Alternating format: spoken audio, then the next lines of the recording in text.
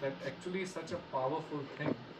And especially here, I think you all are very fortunate that you're living together in a community. Like many places, like in Houston also, we are all very spread out. So to get together every day, it's very challenging. Here, it's you have to walk a few steps and you are in the temple room. So it is such a great opportunity to read these books together. And this is actually the Vedic culture. During the Vedic times, not even the Vedic times, even much recently also, and it today even happens in many villages in India. So there would be like a central place which was called Chopal. Typically there would be like a big tree, many times a banyan tree, under which there will be like a platform typically made with bricks and cement. So some sort of a platform, and some local saint or some local senior person will sit there and everyone will get together and they will come back from working at the farms during the day. They will come home, take prasad, and then everyone in the village will get together and they will read from Ramayana, from Bhagavatam.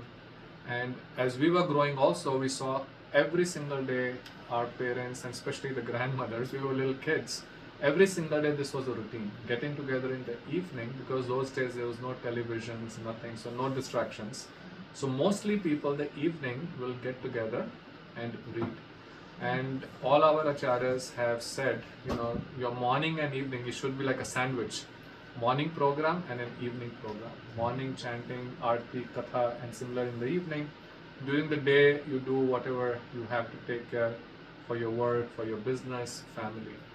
So I think it'll be nice, and then what I've also found very useful, that if we read from one book, just like we're reading from Bhagavatam in the morning, if you take up one book, and that way as other preachers also come here, then you can during that time either ask questions from them because you have been reading a book regularly and you may have some questions which are unanswered, or when they are coming, they also can just talk from that particular book instead of just everyone speaking a little bit extempore. So I think you will get a lot of benefit. And our Gurudev and Sri Prabhupada, they have put so much effort writing these books, so much effort. If you saw Sri Gurudev, and similarly Sri Prabhupada, every day in the night, 10:30, when everyone else will go to sleep, he will get up at 10:30 in the night, and whole night he was writing and translating. Similarly, Bhaktivedanta Thakur, after all day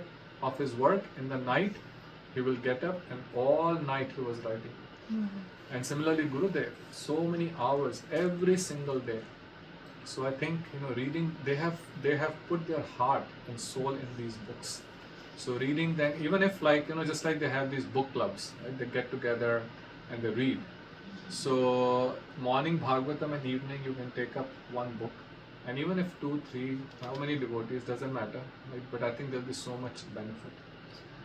So this Madhurya Kadambani, I will just read a little bit and then Maharaj can explain, we can discuss. So he is describing and this book is such a masterpiece by Vishwanath Chakravarti Thakur. And I think if one reads this book and understands, then you can never become unstable in bhakti. Because you will, all the things that we go through, many times, all of us, we feel that as we are practicing devotional service, starting from the beginning and moving forward, we feel so many different experiences we have, obstacles, so many ways the mind disturbed. Sometimes we feel enthusiasm, sometimes we feel very low. So all kind of phases we go through in devotional life. And he has analyzed and written about them so beautifully and clearly. Because as you read it, you said, yes, this is what I've been going through. And this is the remedy that he is giving. So all of us, everyone goes through kind of more or less the similar thing. So here, just like in this chart, he's describing the 9 stages of bhakti, and to get to prem from Shraddha, and in between there comes Nishtha. So we'll just discuss, this is the 4th shower. There are many showers in this and many sections of the book. So because Maharaj was talking about Nishtha, so I thought we'll just read but it will be good if you all start reading from the beginning. It will be very nice. So here he talks about, so if you remember, it is Ado, Shraddha, right? And after that? Nishta. No, after No. Shraddha, what is the next thing? No, after But- Shraddha, Sadhu. Sadhu Sang. Oh, yeah. So first faith, Ado, Shraddha, then Sadhu Sang, then Bhajan. Bhajana Kriya, and then Anarth Nivritti, and then comes Nishtha. So first is Shraddha, faith, and then of course he describes it in detail, not going through that. Then comes, so there is faith initially, but then faith after associating with the saintly people, and then Bhajan Kriya start. Bhajan Kriya means all the devotional practices of the people. Reading, chanting, remembering, deity worship, all of this is part of Bhajan Kriya, devotional activities. And he says by performing these devotional activities, Anarth Nivritti happens. Anartha, everyone knows. So these inauspicious things in the heart start going away. We were just chanting Gauranga Bolite Have. There also, Narottam Das Thakur is praying that when will that day come? Kabe,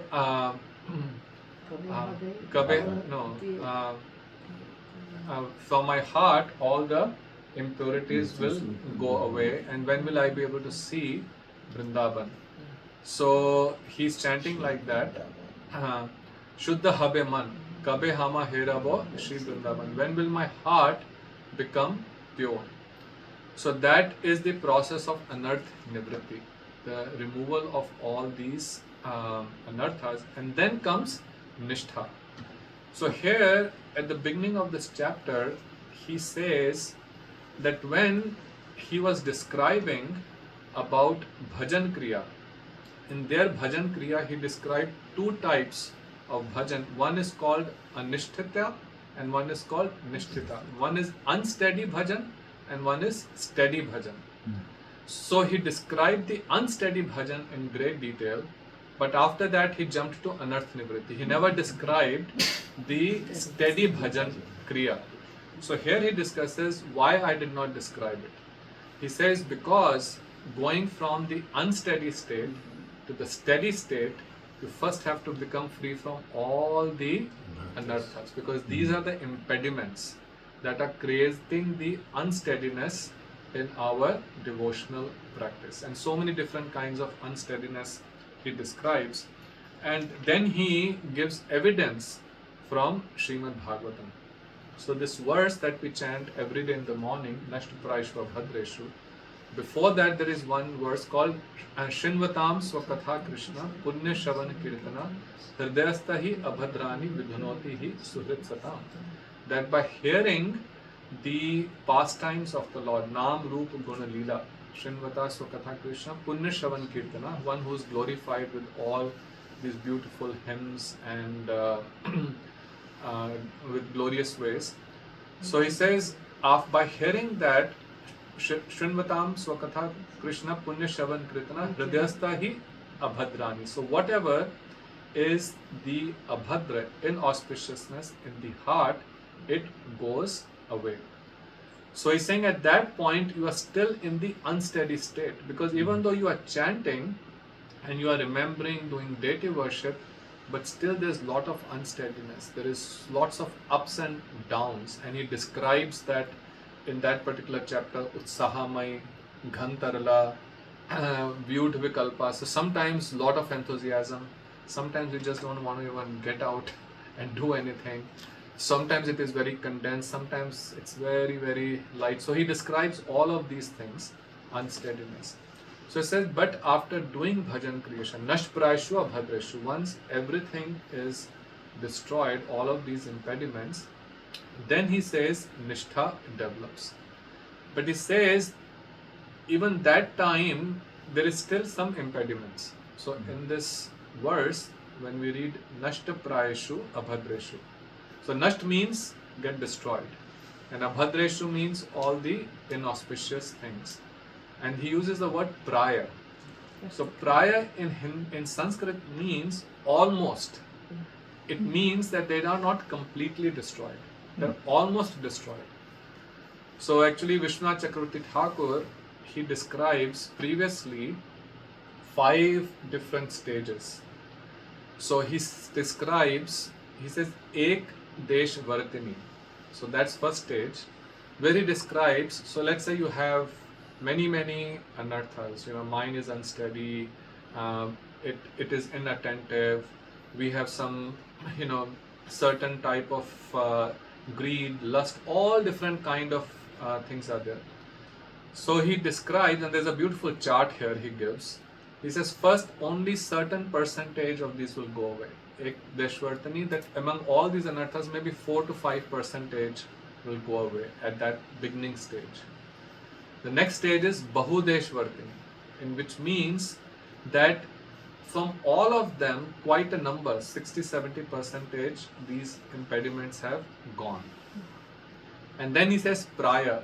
Praya means they're almost gone, but still 4 to 5% left. So impediment, so basically saying, by bhajan kriya during the anarth nivritti, by the time you come to nishtha, you can almost 90 to 95% of the anarthas are actually gone, right? So that's why there's a lot of steadiness. Just like when there is, glass of water which is full of contaminants, dirt, insects, pebbles, all kind of dirt is there, and first time you filter it, it will, some of the contaminants will go away, but not everything will go away. You can't still consume it, but you keep filtering it with smaller and smaller filters. The first time you filter, the large pebbles will go away. Next time maybe the grass and things will go away. The next time maybe the insects, and then time the dust. But you keep filtering, at a point will come 95% of it is gone away. Only 3 to 4% is left. So it's much better quality water. You can probably drink it, but still possibility of getting some infection, because it's still not completely pure. So that means it can still cause some infection. So at this stage, he says it's praya, means they're almost gone but not completely gone. And the next stage is purna, means they're completely gone.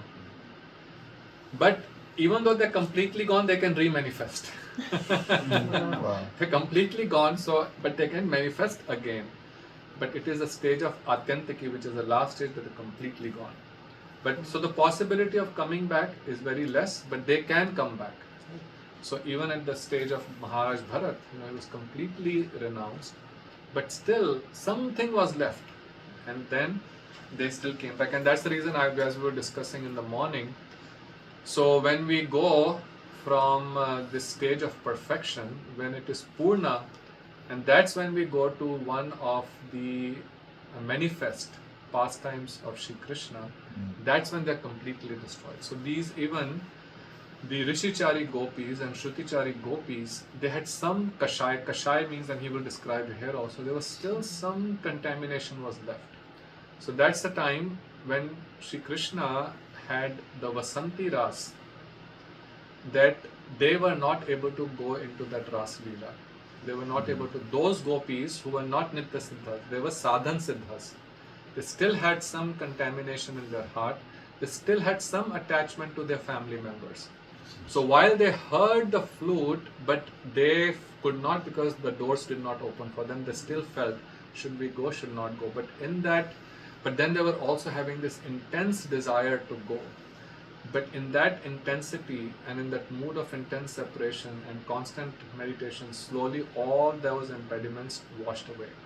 And then they got completely purified. So when they were able to go in the next Ras Leela, which happens during the Sharad Purnima, the Sharadiya Ras. So that's when the Shrutichari gopis were actually able to go in that Ras Leela, and then they were able to dance with Krishna along with the Nitya Siddha gopis. Then they were completely purified. So there's a whole methodology, there's a whole step by step. Actually, it's so stuffy here, I can hardly breathe. Yeah, it's a bit stuffy. Maybe we can open this door or something. It's 87 87 degree out. outside. If you Yeah, open it is the door, outside. it'll Or the fan just or defeat the something. air conditioner. We can see if I it can is. put the There might be fan a- on oscillate. There's Yeah, a- hopefully it doesn't. Absolute intensity. Does there seem to be some air coming through? Not much. Sorry. No, leave it open and at least something. Yesterday, check whether any window open. Out here, So this AC there's doesn't no really work? windows. I can open some of the windows and doors. No. Such a small one. If the AC is on, then Okay. Yeah, because I know before you used to have like a window unit here, right? yeah. Okay. So I'll read, so that is the gist of the first text 1. I'll read a little bit from text 2 and then Maharaj can explain. Because it's very beautiful. He describes the 5 different types of impediments. So he says, and so there is commentary, there is Sri Vishwanath Chakravarti Thakur, and then Sri Gurudev has written a beautiful commentary. And since he's explaining what Vishwanath Chakravarti Thakur has written, so I'll just read Gurudev's commentary because he's covering everything that Vishwanath Chakravarti Thakur is saying and elaborating further on it. So he says that here the symptoms of the stages of Nishtha are being explained. Nishtha means when we get to the stage of steadiness. Nishtha means without wavering. When steadiness is achieved in bhajan, it is called Nishtitha Bhajan Kriya. Even when the sadhak tries to bring the steadiness to his bhajan, as long as he remains at a stage in which he is still bound by all the anarthas, his aspirations will go in vain. So that's almost like, you're trying to row the boat, but the boat is still tethered to the to the ground. So even if you're rowing, but if you are not careful about these anarthas, then he's saying the aspirations will go in vain to reach the higher stage. He will not achieve steadiness in bhajan because 5 kinds of obstacles remain within him. And these 5 are really important to understand. Because I know I suffer from them. All of us in many stages, suffer from it. So Shri Vishwanath Chakravarti Thakur has described that the absence of these 5 kinds of obstacles, and these are called lay, and he will describe these in detail. Lay, vikshep, apratipatti, kashaya, and rasaswad, is a sign that Nishtha has awakened when these 5 obstacles go away. So one very interesting thing Gurudev explains, and I think Maharaj was also saying the other day in this particular chart, that this is almost like a barometer of our bhakti. If you honestly understand, you can actually kind of say that where on this scale I am. I'm in this scale, where I am. So then he quotes from Srimad Bhagavatam, 4th canto, 24th chapter, verse 59, where Lord Rudra is praying to Shri Krishna, where he says, Na yasya chittam bahi artha vibhramam, tamo guhyayam cha vishuddham avishat, yat bhakti yog anugrihitam anjasa, munhi vichaste nanu tatra te gatim. O Master, the fruit of associating with saints is the performance of bhakti yoga to you, through which a person's consciousness is blessed and becomes supremely pure. Consequently, one's consciousness is no longer distracted by external sense objects, and one does not enter into the dark cave of ignorance. At that time, a person can understand you, the absolute truth. So a pure devotee is one whose mind never gets disturbed or unsteady. So this is one story I tell all the time. It was my favorite story, Vashil Gurudev's first visit to Houston, and shows that how we get distracted by things around us and how a pure devotee, doesn't get distracted. So when Shri Gurudev first arrived in Houston, so it was in May 1996, and I went to pick him up. There were a lot of devotees came with him. Initially he was supposed to come only with 5 devotees, himself, Madhav Maharaj, and there was one devotee, Jagannath Prabhu from England, very tall black devotee, remember? Very tall black devotee. He's the one who was arranging, he was the one in touch with me to arrange everything. Oh yeah. And then Didi was there, Brajnath Prabhu, and Krishna's Prabhu, and Pundrik. No, Krishna's was not there, Pundrik. So 5, 6. But couple of days before, they said about 25 or 28 of them were coming. because wherever Gurudev was going, he was just picking up devotees. Some devotees were saying, we don't know whether he will come back again. They first time met Gurudev, and there and then they decided we are going to continue with him for the rest of the trip, like Bhudara Prabhu and so many others. Snowball effect. So many of this, yeah. So there were like 25, 26 coming, and we had only arranged one house. But anyways, somehow by Gurudev's mercy, everything got arranged. So when I drove him out of the airport, and so when you come out of the Intercontinental Airport in Houston, and as in many places, you come on the freeway, and there's a section you come on I-45 when there's the intersection with Beltway 8. And that's where, one is going this way, one going that way, so many of these loops, and so really intricate web of these roads up and down. And in my, foolish mind, I was thinking, this might be something very new for Gurudev, because even in Europe, these kind of roads don't exist. So I said to Gurudev, how are you liking these roads? You see this amazing, because in India we have those freeways, but back in '96, the roads in India were terrible. And this is like amazing roads with and Gurudev, just in a very calm and composed way, he said, what roads? He said, I'm only seeing Kunj Gali, Man Gali, and Prem Gali. These are the Kunj Galis, the lanes in Vrindavan. Wow. He says, I'm only seeing those lanes. So that means his mind, his consciousness was not affected by all this opulence.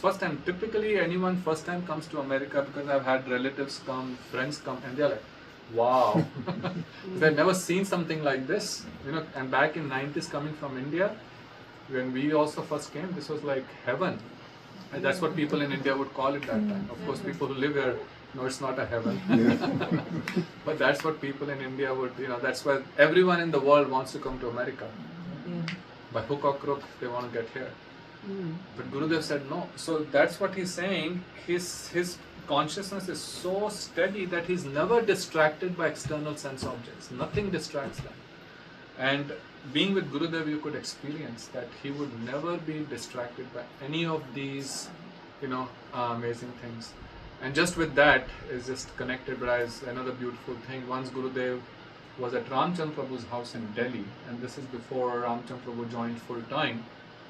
So he took him to his house, and in his house he had all these beautiful paintings, that time from ISKCON.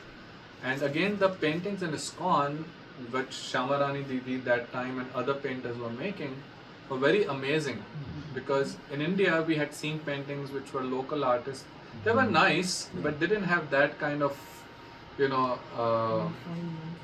was very difference about the paintings that, the ISKCON devotees were making. So Ramchandra Prabhuji had all these paintings all around. So he took Gurudev and see his love. So, and just to show him all these paintings, because he was thinking, this is like early 90s, and maybe Gurudev has not seen it. And he was saying that I was feeling a little bit inside, see how beautiful these paintings are. And Gurudev said, nothing compares to what I see in my heart. So what he's seeing, directly seeing Krishna and his pastimes, all these even paintings pale in front of that. So that's a level of prema that one comes to. So, but we of course have to cross many stages, and there he describes these 5 obstacles. So I'll read them, and Maharaja then please explain the 5 obstacles to Nishtha.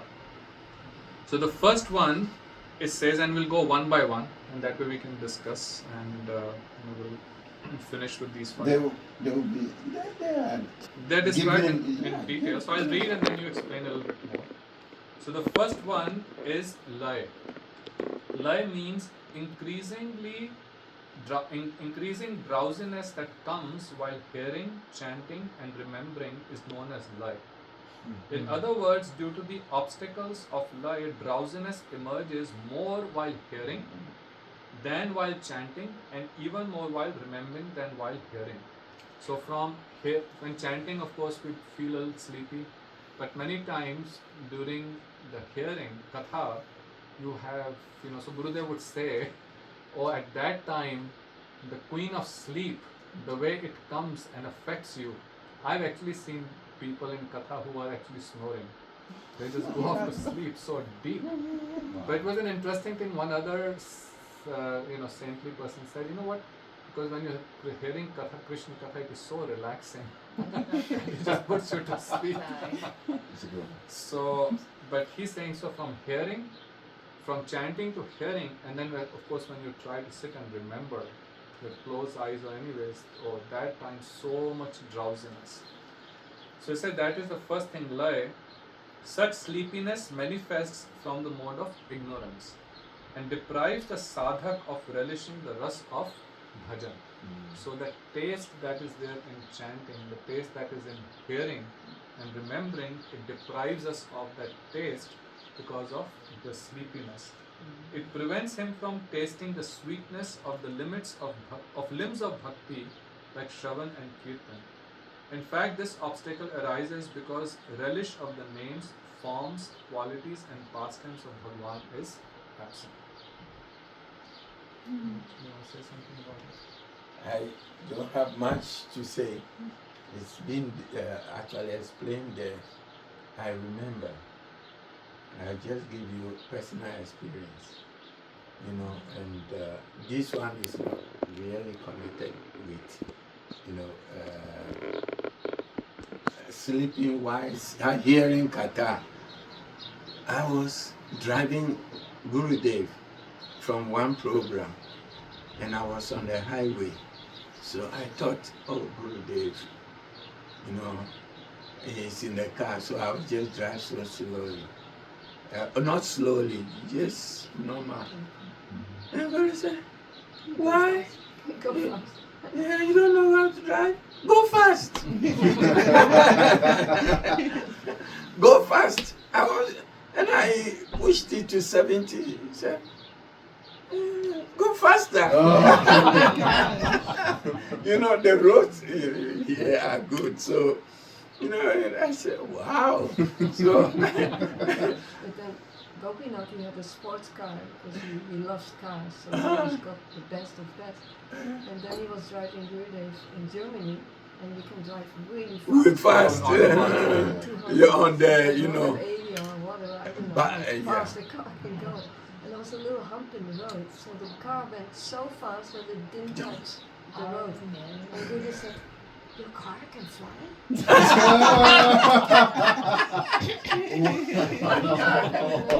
He was happy. 11 miles in Russian not for it. Wow! The sports cars, so they were bumping. Yeah, Gurudev was very sportive because he was, He was a sportsman. So I asked this question. I said, Gurudev, what is it in me that the Gayatri mantra, the mantras you gave me, the moment I start chanting and I'm falling asleep, then, Gurudev started laughing and Madhav Maharaj said, what did he say? He says, Ganatalala. Ganatalala. Or he used it, and Gurudev was saying, oh.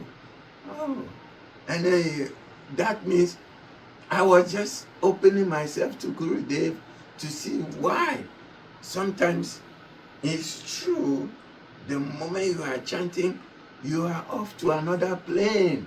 Yes. And you even it's short, and then the dreams are real, not dream, but whatever you experience. And Gurudev said that. And I said, wow. So just in a twinkle, the moment I mentioned it, he started laughing. And Madhav Maharaj, mentioned this. And I said, wow, Gurudev, this, at that time we were not so, we didn't know much about, we've heard it. I actually had that small book from ISKCON, and the small Madhurya Kadambini, the small one, yes. But I didn't explain it like this, and I was That actually affected me. So later on, when we're reading and reaching Mr. and we're reading about the effect that when you are when you are in class and you are sleeping, the stage on which you are, or sometimes when kirtan is going on, people are sleeping. What about taking prasad? I've never really. Yes. I've never. Yes. I've never seen that. Taking prasad and sleeping. I don't know what. I've never seen that. No, I did. You did. I did You've seen it myself. too. Wow. Someone must be really tired. Someone paid Dandavat? Yes. That's okay. Yes. You got that part and you are gone. So Gurudev actually in one of his katha he was explaining and he says there was one pujari. Yeah. You heard that? So there was one pujari, he went to offer bhog inside the temple to do some seva, and then he was not coming out. So and they thought maybe he's really absorbed in doing. But when you do bhog, you chant some mantra, and he apparently started chanting and just dozed off. So after like 45 minutes, an hour, he was not coming out. So, and Gurudev was so particular that in katha everyone should be very attentive, very attentive. It was amazing that sometimes there would be hundreds of people sitting, and Gurudev would point out to that individual who may be even distant someplace. And one time Gurudev said, "Should I ask someone to bring a pillow and a comforter for you?" And he would say things like that, And the other person will. He was very, very strict that when you are sitting in the katha, you should be all very attentive. So, but this happens, that many times, that inattentiveness. But these are all stages. These are different stages. And so, if we realize these stages, we ourselves will make, when Gurudev said that to me, it jolted me and said, so this is a stage in Bhakti. So I made sure, but you see, you cannot individually make it, but gradually it will go. But individually, if you say, this is the stage, and then so you want to keep away, yes, you will be holding this, your eyes are open and you're gone. Maybe 20 minutes, 30 minutes, you're gone. So, Prabhu give us the stage of that actually. And as Guru Maharaj is very nicely saying that it's very important to be aware of all of this. See, one may go off to sleep. Sometimes it could happen. You may be genuinely very exhausted. And you are still trying to be in the katha, but you came from a long trip. We have conditioned bodies. We are not at that stage. So someone may genuinely fall off to sleep. But many times people fall off to sleep because they're just not attentive. They're not trying to pay attention and sitting there with interest to listen to the Harikatha. So that's the specific one he's saying we should be very careful about. So then he says the next is Vikshep.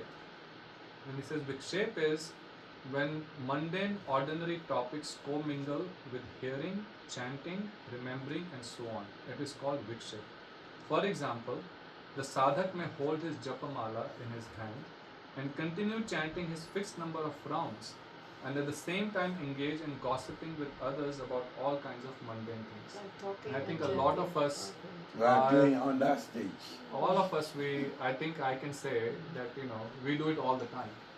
But this is a vikshep, this is one of the obstacles to achieving nishtha because we still don't have the understanding that this is Krishna Nam. This is Krishna non-different from, the name is non-different from Krishna. And if you remember the pastime of Loknath Goswami, you know that pastime? Loknath Goswami with Narottam Das Thakur. So Narottam Das Thakur and in Vrindavan and Loknath Goswami, when he took his initiation, they were staying in these two cottages next to each other and chanting and Narottam Das Thakur also chanting, Loknath Goswami is doing the Harinam, and one person comes and he's very thirsty. This probably was some farmer or person working in the fields, very, very tired. So he comes and he asks for a glass of water. So Narottam Das Thakur came out of his cottage and gave him a glass of water to drink. And then after that he went back into his cottage and started chanting. So when he went away, Loknath Goswami called Narottam Das Thakur into his cottage. And he said, pack your bags and leave Vrindavan. You are not qualified to stay here to do bhajan. And he said, what have I done? He says, you still don't have faith that this Krishna Naam is not different from Krishna. And you left that in between, and for something mundane thing to go and give a glass of water to someone, his thirst would have been quenched. Don't you have faith? So now this is a very, very high, it's very difficult to sometimes comprehend, because we will feel what is the harm, right? So of course at our stage is fine to go and give someone water. Gurudev is not saying don't do it, but he's saying this is the standard, because at their level, they know Krishna will arrange for someone to give him some water, something his thirst will be quenched. But he's saying that is the level. But we are many times, especially with mobile phones these days, all the time, and I see we have become so addicted. The moment it beeps, immediately, we are chanting, and immediately you want to see what the message has come. So this is Vikshep. So, and you're chanting, and then we'll say something to someone, then start chanting, say something to someone. So, especially our fixed number of rounds, we should be very careful. After that, we should never do this kind of gossiping, but be very careful chanting our fixed number of rounds very quietly, without any kind of this inattentiveness. He says, but doing this, what happens, and I've personally experienced this, that if we do this, then your mind actually starts becoming very restless. And you will see that if you start gossiping, or during chanting you start being inattentive, you will see that gradually your mind starts becoming very restless.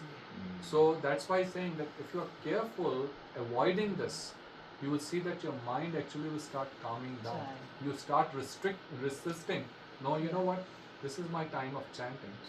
Unless the the roof falls and everything is on fire, I'm going to sit here and continue chanting. If an emergency, someone will come and call me. So I feel like I heard at some point that if you're like chanting, but like you're maybe engaging in some like not great activities, then like it will increase that negative. So those negative qualities if you're doing those while chanting. Yes. Like if you're gossiping, for instance, and you're doing it while chanting, it will like make those increase. Absolutely. And that time, if you think of anything negative, someone had said something to you, and you keep thinking about that while chanting, that mood will become stronger and stronger. So that's why also very careful. So that's why sometimes what I used to do, and sometimes I find very helpful, just switch on Sri Prabhupada's or Gurudev's chanting, and just chant along with it, and chant at a speed that the mind doesn't go here and there. And if you try to do that, you will see that actually your mind becomes very clear, and you feel so much more, happy and strengthened after doing good chanting in the morning. There's another way I can say it's not from the Acharya, but it is there. Every time I'm going to chant, after I say the prayers and I'm starting to chant, I'm saying, okay, I'm inviting a very, very, very important personality. So if a very important personality is coming to you, what do? You try to clean the place, eager to receive the person. So now I'm saying I'm going to receive a very important personality in my life. Krishna is the most important. So he is coming. And when Krishna comes to a place, he never comes alone. He is coming with his entourage. And that entourage includes Radharani, includes the gopis and so forth. So in my mind I'm saying, I'm preparing a place for them, a table for them. You know, so on this table, I have everything. So when they come, as they come, they have come because they have performed so much lila. Now they are coming to take shelter. So it's my responsibility to make them become, happy. And so at that time, in my mind, I'm saying, Krishna and Radharani is here. How can I serve them to the utmost best of my mind? So as I'm chanting, I'm serving them. You follow me? I'm making now. Somebody will say, no, you have not reached that stage. Oh, so don't do that. This type of smarana, oh, don't do that. No, there are levels before you reach there. So I'm serving them, in my mind. Krishna, please give me the opportunity to serve Radharani. Oh, yes. So at this time, I'm looking at them and I'm serving and I'm chanting. And I realize that it helps me a lot to keep me concentrated. You follow me? It's like what we have Smarana.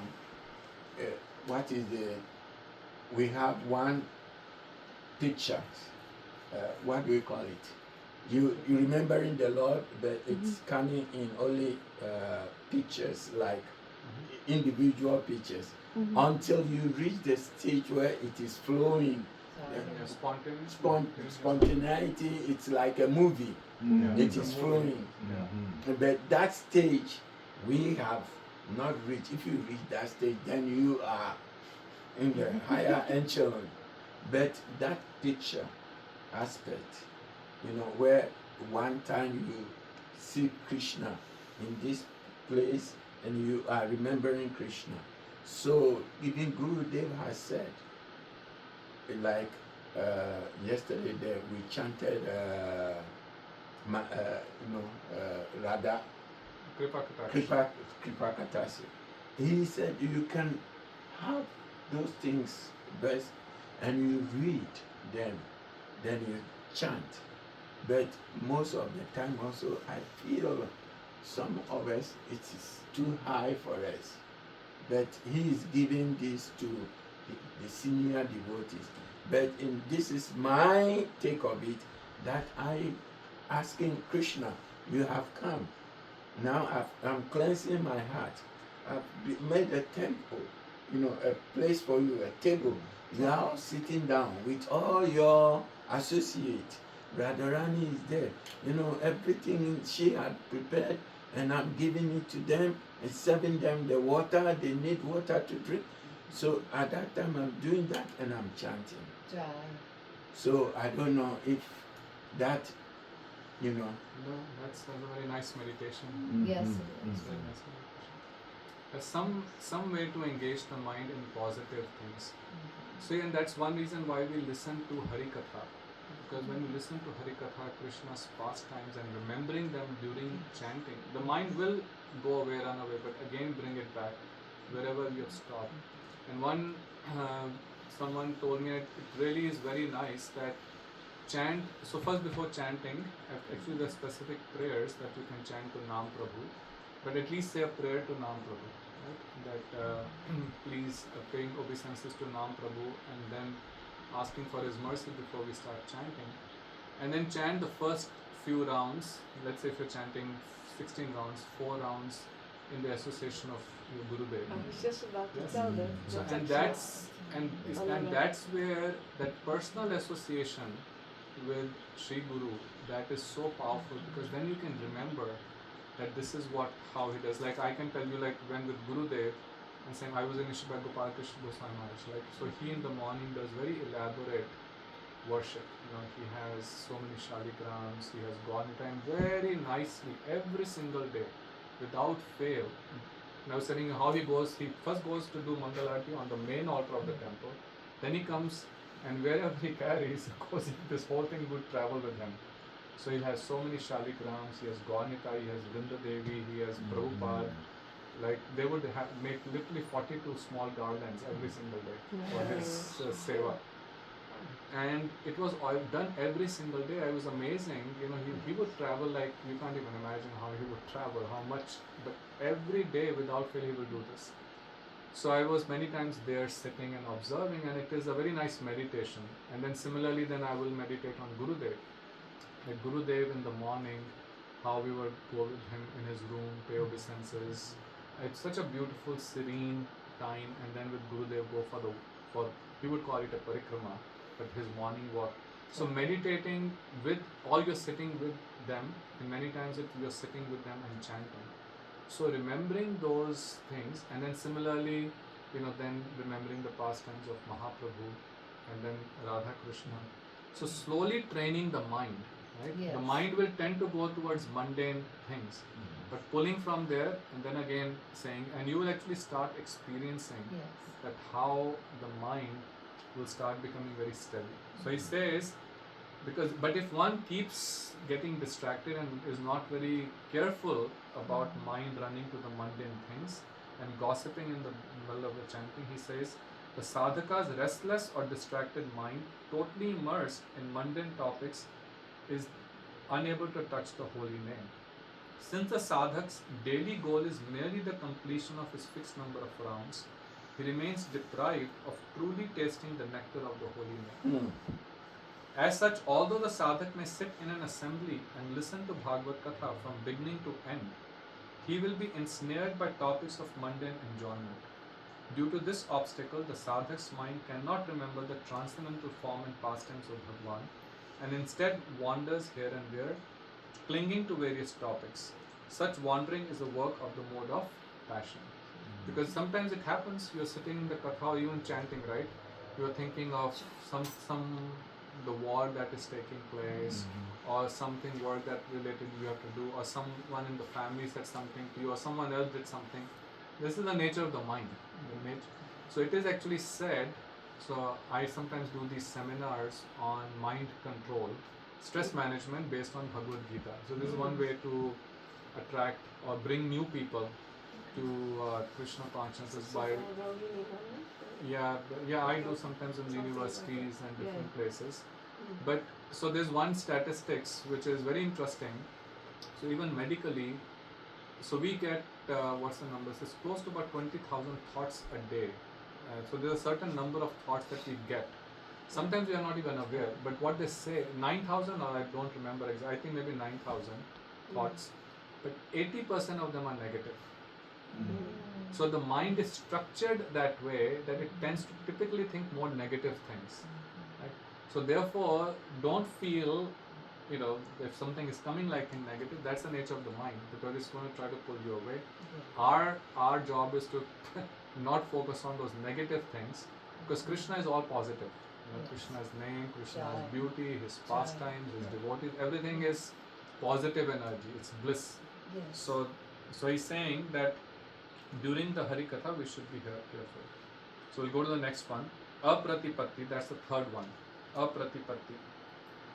Then he says, even if the first two obstacles, Lay and Vikshep, no longer remain, even if they get removed, we see that the mind of the sadhak may still be incapable of hearing and chanting. And why is this? Because of incompetence, of failure. In this condition, a lack of enthusiasm appears within the sadhak's mind, creating lethargy in bhajan. In fact, enthusiasm, so he's saying, even though one may not have so much drowsiness, one may not be very inattentive while chanting, but at the same time he's not very enthusiastic. He just doesn't have that energy or drive to perform limbs of bhakti. So he said, and so the lack of enthusiasm appears within the sadhak's mind, creating lethargy in bhajan. In fact, enthusiasm has been called the life of Shraddha, faith. So enthusiasm is very important, and that's why Rupa Goswami also in Updeshamrit, he starts with Utsaha Dhairya. The first thing he says, enthusiasm should be there. This apratipatti is born from the mode of ignorance. So meaning we have actually, even at this stage, the modes are still impacting the sadhak. Mode of ignorance, mode of passion, both of these are still impacting even after sadhu sang, even during bhajan kriya. They are not completely gone. But Utsaha are of two types. If you come newly as a new devotee to the temple and you start hearing about this wonderful kata and doing, and you become very enthusiastic and you start doing things. And your mind is telling you, oh, look, I'm getting up at 3 or 2 o'clock. And look at them, they are sleeping. And they have been here for a long time. No, look at me. You know, that is just the beginning. It's like you are in a plane and the plane starts moving, it's taxiing. The moment it gets off the ground, the G-force is going to make you, you feel that you are now climbing up. So that time, you feel some euphoria. Oh, I'm going up. But it is temporary. You follow me? That Utsaha is just from the point of view of a neophyte. The Utsaha being said here, it's when you have gone through the grill. You know, you've been drilled and you know that you can't do it anymore, but you still have the zeal, you still have the enthusiasm to continue. That is the one being enthusiasm being talked about here. I see. And it's called Utsaha. Utsaha. Utsaha means enthusiasm. Utsaha. Utsaha. Enthusiasm. Number 4, he says kashaya. So kashaya means when previous impressions of anger, greed, conceit and so forth are present in one's practice of hearing, chanting and remembering. So it explains, so these are the previous impressions. Before we came to devotional life, we all have some anger issues, some greed, lust, so many different things are there. So he says it is called kashaya. When one is still bound by anarthas, then on account of previous impressions, the following will arise within one's heart. Anger even at the slightest provocation. So this happens even in devotee community. We see sometimes this happens all the time. Slightest provocation we become very angry. A desire to relish sweet, tasteful preparations. So we are not able to still control the tongue. So even though we are eating prasadam and it will be very beneficial, but it is not so much the desire to honor Krishna prasadam. Somewhere internally it is more the desire to taste that. Oh, today it's pizza. So we are not thinking so much that it is prasad, but we have to honor it. But we are actually thinking, these things slowly go away. So what he's saying, there is still that desire to relish sweet, tasteful preparations, greed for wealth. And this is again something which is very careful. Maharaja was already telling, and this I've seen many cases, that sometimes a devotee and sometimes they get a windfall, all of a sudden they get money and then they just disappear. Not everyone, but some are not like that, but this does happen. So sometimes this greed of wealth shows that when we come to spiritual life and then you're put in a position where maybe especially in big temples, a lot of money may be coming. And then that greed then translates into, you're doing things that are not appropriate. So greed for wealth, yes. I will give you some example for me.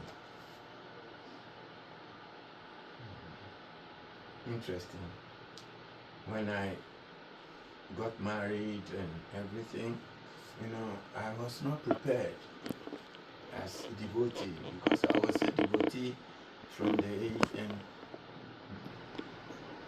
from 20 something. Then I got to marry and there was no anything to hold on to in the marriage. You follow me? I have to go out collecting and so forth. If I have to work, I'll be missing a lot of my devotional service. So I said no. It was in DC. I'll go to the mall and collect. Now, one time, this is a fact, I went out to collect, and I was driving home. So I went to buy gas. So at the gas station, they had all this lottery thing there. This is a fact. And I said, let me try $1.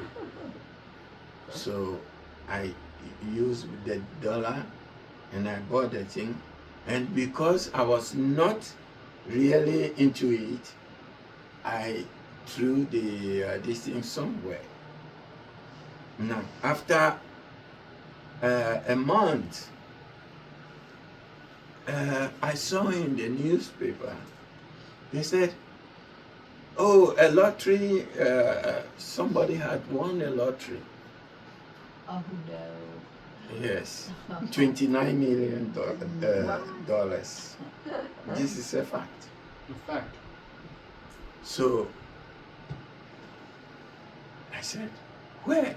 I went to look, and it was at that very place I bought the gas. That very day that I bought the gas, and they said they are looking for the person. If they don't get the person, they will give the money to the state and give a little bit to the. So now I started panicking. I went to my car. Maharaja, you would not have been. You were looking for the paper. I looked everywhere. Of course, yeah. I looked because I knew they gave the time, the everything. I would have gone there to say, look into your cameras, and then, but I said, I looked at it, I said, Krishna has taken it away. Yes, sir. Forget it. Yes. Forget it. 29 million. Oh, Yes, what a yeah. headache. And I said, and at that time I was saying, oh, if I got it, I was going to give 10 million to Gurudev when he was building this. Yeah. Yes, I said, no. Krishna didn't want me to have it done. And I come to realize it's true.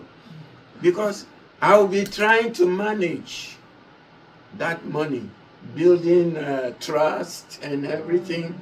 And in my back of my mind, there will be pratista. It will come. The moment you have. So Krishna took it away. So this is a very interesting thing. And so many so-called friends, Yes. whom Didi said, they ask, how are you? Because you have money, Yes. And They will when, come. when they lose everything, then they ask, who are you? Who are you? The same word, but then in a different Who order. are you? How or who? No. And actually, that's exactly what the next line says, as you were saying that you will be. He says, because greed for wealth and false ego and vanity in regard to one's body and possessions. And this happens sometimes. Unfortunately, in our conditioned stage, if sometimes you are very rich or good looking, sometimes even in devotee life, we feel a bit internally a bit proud of our possessions. So one devotee was telling me in a different community, I don't want to give the name, he says, Prabhu, this is like their devotees are always just saying, oh, that person got a nice car, he has gotten a beautiful laptop, I need to get this. So somehow this things even gets into, even the devotee communities, but that's why one has to be very careful. And the last thing he says is rasa swad. So the mind cannot experience material pleasure and simultaneously be absorbed in hearing, chanting and remembering. Thus, on account of the mind's absorption in material enjoyment, it cannot be absorbed in bhajan. This obstacle is called rasaswad. So when we are trying to enjoy materially as well, and then also trying to say, oh, we will also become perfect in bhajan. So, like they say, you cannot cross the ocean by putting your feet in two different boats. You have to be only on one boat. One should understand that both kashaya and rasaswad are the work of mode of passion. It is by these symptoms, these 5 things that he has described. He's saying it is by these symptoms that the sadhaks can ascertain for themselves whether or not they have entered the steady devotional. Can you just repeat them again, just one after the other without So the lay. So explanation? lay is mean being drowsy, Okay. and then is vikshep. Lay and then lay vikshep. Vikshep is when you start gossiping, even during the chanting and mundane things, Inattentive. then is apratipatti, so when lack of enthusiasm. And then is kashai, so that means your past moods of greed, anger, lust, all of that, they still surface and they have an effect. And then is rasaswad, the desire for material enjoyment. So let me ask a question. This, when we started devotional service, if you want to call somebody, even I want to call home, I have to go to a post office or anything, I have a phone or be in a line, and then I remember especially when I was in Belize, and I want to call America even. I'll go to the post office and there will be a long line, and I'll wait until my turn to call, maybe 2 minutes, 3 minutes, and pay a lot. But right now, I can just use this and call anybody in the world, even in hiding in an ant hole. I can get them. So, how, as devotees, I know we can use it for Krishna. How, as devotees, because not only many people are talking. When I was in Vrindavan, many people have come to me with this.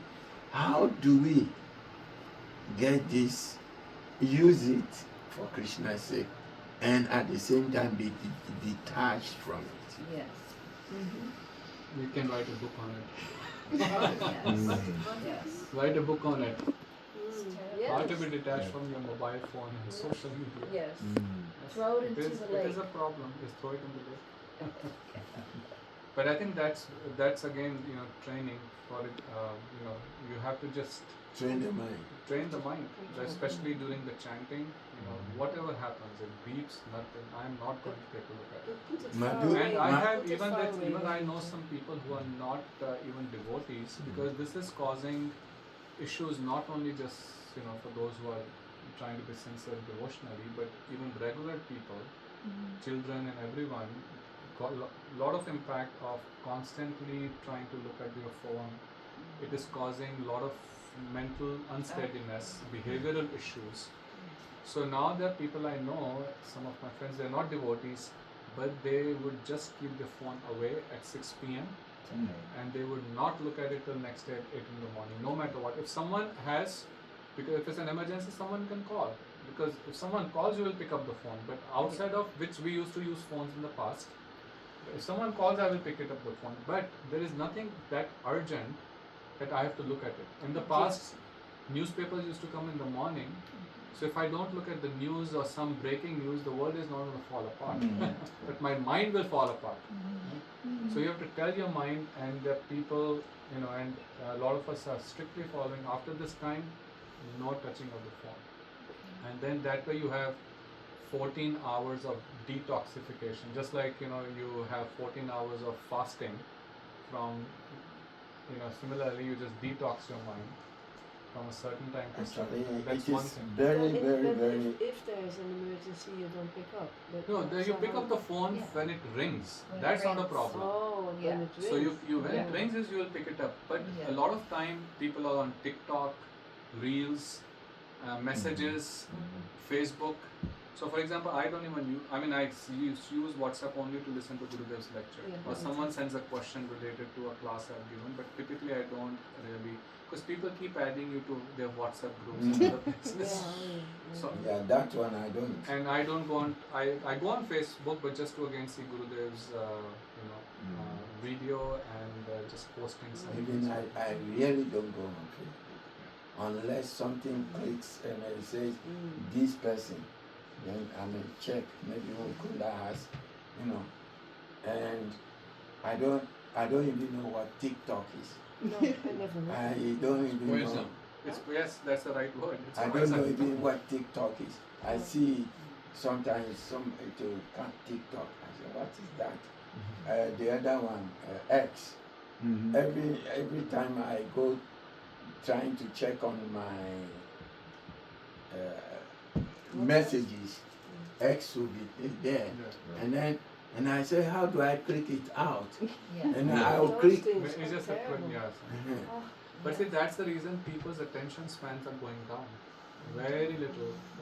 Most people, young people nowadays cannot focus on anything for more than a couple of minutes. That's the reason now the new trend is these reels, right? What's that? Everyone, What is that? What is a reel? So when you go on Facebook, it's like a minute and a half. Even less.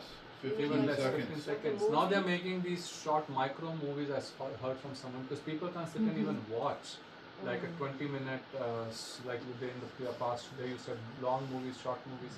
So I was in India recently, and I was just, because I have a Bhagavad Gita channel, and I was just trying to this one young person, and he was saying, Prabhu, please, nowadays in our generation, no one is going to listen to a 15-20 minute audio explanation of the Gita verse. Just So make please make this 1.5 minutes. Yeah.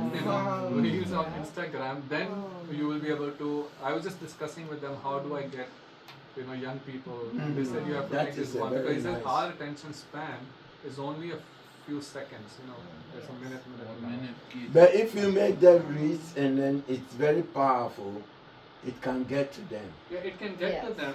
So it has benefits, but at the same time, It is. your attention span is only for a minute and a half, and then what it comes, you want to see the next. And Maharaj, these things have become, everyone is posting, devotee and all kind of philosophies, all kind of things. So it has become a big, you can't attain bhakti by watching reels or watching these things. Maybe it can give you, something, but not anything substantive. Do you have any advice to all of us? You know what? He immerses himself in work, trying to, I need to do this, I need to do this, and then he gets the devotees doing it. And I know he goes on the phone, but I don't think the phone has become, he's married to the phone yet. You're not married to the phone, No, so. still celibate. Eh? Still celibate. Celebrate from the phone. So tell us how you do it. No, at night actually it's good to turn everything off. Not just not pick it up, but actually turn it off. Because the amount of radiation by nature that human beings are used to is like tiny. And what's measured nowadays, people they have phones, culminating in Alzheimer's and so on, is several million times what we have otherwise in nature. Several million times. So a lot of people they practice detoxing from these devices. But this very beautiful description of those 5 obstacles of how they need to overcome. So we know that we need to chant, and we have certain amount of rounds that we want to chant. Papa initially said 64, Papa we can chant 64 rounds. And then, 32. No, Papa, it's too much. Okay, minimum 16, right? But also Srila Gurudev said, needs to be at least 32. No, 25 you said. 25, 35? and if you cannot do that, you jump in the Pacific Ocean. and then you pray next life you can do. He went even down to 25. Guru So Not Dev- this devotee Wow, Aniruddha, I thought Guru Dev was 64, so. Yeah, he was 64. Go ahead. So you need to change. this devotee Aniruddha who's chants several lakhs, Yes. He still does, though. he says Krishna personally told him that if someone does not chant 64 rounds, I will not take him to my village. So Sri Bhaktivedanta Gaudiya Math standard is 64. He said that. But of course here I got too much to do, but at least try to. But anyway, so whatever it is, we have a decision. We know that we want to chant those rounds. So the best time to chant is very, very early. Very early. Before Mangalati. Best time.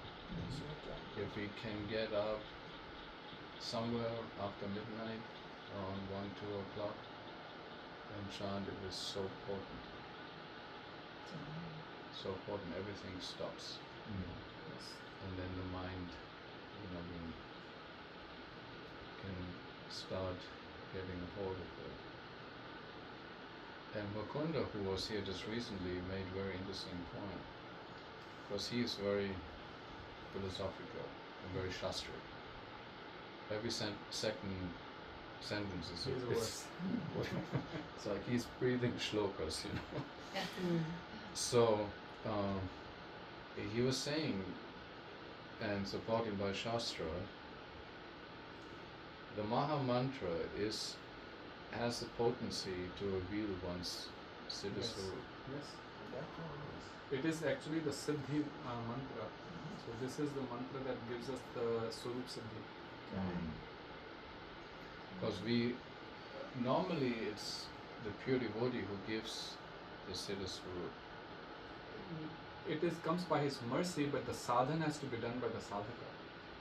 It's not that Guru will just tell you, but you have to do the sadhana. You have to reach the stage by your practice. Yes. And even though we are not, of course, chanting 64 is what if we can do it. But if you are doing 16, another good thing is try and chanting in your mind all the time. Yes. So that way you're not chanting on your beats, but you will get to that count. And it's another very good way. Again the mind will run away, but if you start practicing whatever you're doing, and you'll actually come to a point that even when you're talking to someone, behind in your subtle mind, you're constantly chanting. Does that count? So yes, so there is different stages of chanting, right? So there's manasik jap. So actually sometimes they said that manasik jap is the highest, which you're chanting in the mind. Of course, we are not at that stage of chanting like that. So when you But do what that, I was saying is happens? that even 16, sorry Maharaj. I say when you doing manasik and you are not on that stage, a lot of things will go into your mind, so you will not be able to concentrate. No, so what I was saying is 16 we should still do on the beats. That is, that is our Guru Varga has said, that must. But if you're not able to do 64 on the beats, then at least keep chanting in your mind all the time. Because end of the day, chanting is not to be just stopped at the 16 rounds. Not even at 64 rounds. This is nityam. So all constantly we should be chanting. In the mind. And it actually, works so if you keep and you'll see that how the mind starts becoming very, very calm and peaceful, and slowly all these negative, everything will start going up. Antivirus. Yes. Something was happening to me before. Sometimes these things, as devotees, we don't reveal, but as company of devotees, when you are chanting and you get yourself involved in hearing and remembering, you sleep. The next moment, the moment you wake up, or you are even sleeping, so you'll be chanting. The moment you get up, it's Hare Krishna, Hare Krishna, Krishna Krishna. It's automatic that you'll be hearing yourself chanting. You say, wow. Or somebody, you'll be sleeping. Or somebody will say, oh, I heard you were chanting in your sleep. Yes, you were chanting. Yeah, so I was talking about Aniruddha Prabhu. He actually gave many lectures and very practical ideas about you know, how Yes. to chant with attention and also a good amount of I rounds. have That's this book 64. also. And it says how to attain God in one One lifetime. life, yes. So he says here, like he, because I was with him quite often. So he goes to bed at 8 o'clock, 8:30, and he wakes up at, he said, 5 hours you must rest, he said. 1 o'clock and then you chant. Early He's morning. almost 100 years old now, and he's still chanting, He's I think, still- 5 lakhs. No, he only chants 5 lakhs for the benefit of others. Mm. But his normal routine is 3 lakhs. 3 lakhs. But he did some 5 lakh Certain times. vratas, vows. And What's a then he said it's for, One is for 100,000. the others, not for So himself. 100,000. So when you chant 16 rounds, that's 25,000. So when you chant 64, that is 100,000. That's 1 lakh. So there's still one very exalted devotee present on the planet, Anirudh Prabhu. He chants 300,000 every day. So which is that would be 3 times 192 rounds. Yeah. Oh my god. 192 rounds. That's his every day. normal Wow. sadhana. And you should hear him And chanting I with how hear much him. depth he chants. And he has, you know, Yes. he has Vak Siddhi. I just spoke to him on the phone, and I can just tell you, one time speaking You on spoke the to phone. him? Yeah, yes, multiple times on the phone I've spoken. Mm. But just speaking to Anirudh Prabhu on the phone, we had a few people. Even my son started chanting 16 rounds the next day. He has this so much potency He in has his so much voice. Shakti. Just hearing him on the phone, Wow. I mean, literally all of us were chanting so much more from the next day. Then, of course, when you're not careful, then again it starts. But he's you know, he's. I wanted to go. I brought my sister one time to him. She was in Govardhan on Mm. Parikrama, and then she, because he explains the benefit of chanting 64 Yes. rounds, and also giving material examples that, you know, about his son, that he got a good job and like that, you know. So just to encourage Encourage people to everyone. chant, and then a few days later she said, "Don't tell anyone that I started chanting." So she started chanting. After so many years, I tried to tell her the benefits of chanting. He has so much Shakti. Yes. I was going to, when I went this time, I was going to see him Mm. in his place. Then somebody said, Jaipur. yeah. But now it's hard to get his personal because there are so Darshan. many devotees. People coming. So, but somebody was telling me, I don't know, those of you who have gone to him, that one time they were with him in a room, and actually Krishna manifested there, and somebody said he saw, you know, Krishna, you know, in the room for some time, and you know, And that's nothing of this is impossible. yes. Yes. But I was going to, you know, but I know that he's Nityananda Bhakta or Ram Bhakta. Who? He's I a mean, Dwarkavasi. Nityananda. Yeah, his mood is more towards Dwarkadish. He's a So, grandson He of Krishna. thinks that he is a son of Krishna. No, And he's a grandson. grandson. Grandson. So his mood is a Oh, little bit why? more. His mood is not of Braj Bhav that But, much, but his mood a little bit more on the. yeah, Well, he that's said what because- somebody told me. Yeah. Yeah, So- because he's a grandson. He's, you know, that's his mood. Because a grandson, he can never make aparat. Mm. He cannot, because he's a small child. Yes. So every devotee has their own mood. They all come with different mood. We have to. But the We can get so much the benefit from tips them. he is giving is Yes. very practical, Correct. even how to eat, and also, like you said, in the evening you chant, then you go to sleep with the Maha Mantra, and then again you wake up in the morning. And even So at this age, close to 100, he has no health issues. His eyesight is perfect. Really? Wow. At this stage. Yeah, he had those eye drops. Now he does it, but like No, but he was. he was giving eye giving drops to it, others. right? Improve And then he said you take the drops, but then you have to feed 7 kilos of grass to the cows, along with eye drops. Otherwise, they don't work. He has some very interesting things. Very interesting. And he's a householder. I don't know his He's a His householder. wife passed away a long time ago. yeah. He's His a children godbrother are- of Srila Bhaktivedanta. Yeah, he's a His what? he's a disciple of godbrother- Bhaktivedanta Madhav Goswami Maharaj. Okay, Godbrother yes. of Oh, really? Yes, disciple of So Bhaktivedanta he's Madhav Goswami. from our line. Oh yeah, absolutely. He's a disciple of Bhaktivedanta Madhav Goswami Maharaj because he was preaching in Rajasthan, and so he's a god brother Bhakti Vallabh Tirtha Goswami Maharaj and Bhaktivedanta Maharaj. Yes, yes, he's the god brother. And he started chanting already right after he met his Gurudev. Yeah, he went up to 64. 64, I heard really quick. He was in his 20s. Yeah. And then this special gift came to him of seeing the future. So people would come to him and he would tell them about their future. Special gift. And then sometimes he shows the lines in his hands. I have a video of that. It's like, you see this? And you see like a little child. This He's very innocent and simple-hearted. Very simple. Beautiful. Thank you. You know, gratitude is something that encourages me to chant with some clarity. You know, I imagine, I say, every time I say Hare Krishna, I'm like, Krishna's allowing me to chant their holy names. You know, how is that possible?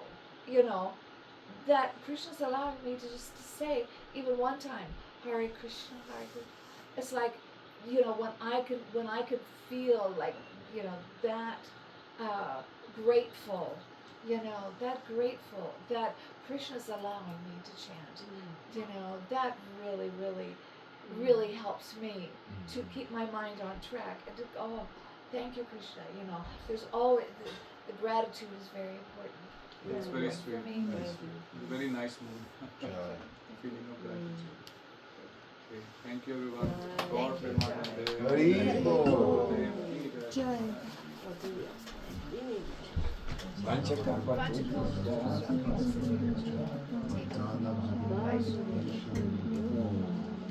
Hare Krishna, Krishna Krishna, Hare Hare, Hare Rama, Rama Rama, Hare Hare, Hare Krishna, Krishna Krishna, Hare Hare, Hare Rama, Rama Rama, Hare Hare. Nitya go Hari Bo, Hari Bo, Hari Bo. Nitya go Hari Bo, Nitya go Hari Bo, Hari Bo, Hari Bo. Nitya go Hari Bo. Yeah, there's another one I want to say before you guys. Every morning we chant Jai Radhe Jai Krishna. So sometimes I also, if I can't like that, I chant Jai Radhe Jai Krishna and I'm doing parikrama in Vrindavan. Or I go to Govardhan, I'm doing parikrama in my mind using Jai Radhe Jai Krishna. So that also is another tactics you can use. And that's the benefit of going for parikrama. Yes. Then you can Yes. remember all In all the the places. places. And Guru said, yes, we cannot control the mind, but let it wander to save our courage to God. Yeah, that could be, yes, yeah. Let it wander. You know, I'm at Kadamba? Terkadam. Derek Kadamba. And you And can think and- Srimati Radhika is coming in the morning to go to Nandagaon, and in between a Terkadam, she meets Krishna who is milking the cows and he throws the milk. A stream Oh. of milk on her face. so yeah, those of you who have not been, try. And then just remember, or just read. Remember the pastimes there, and then just put your mind and hear. But also physically go there. Yes, not just Physically, go Physically. there. That's when it makes the impression. touch the dust. It's very important. Roll in the dust. Oh, yes. Diamond dust. Roll in the dust.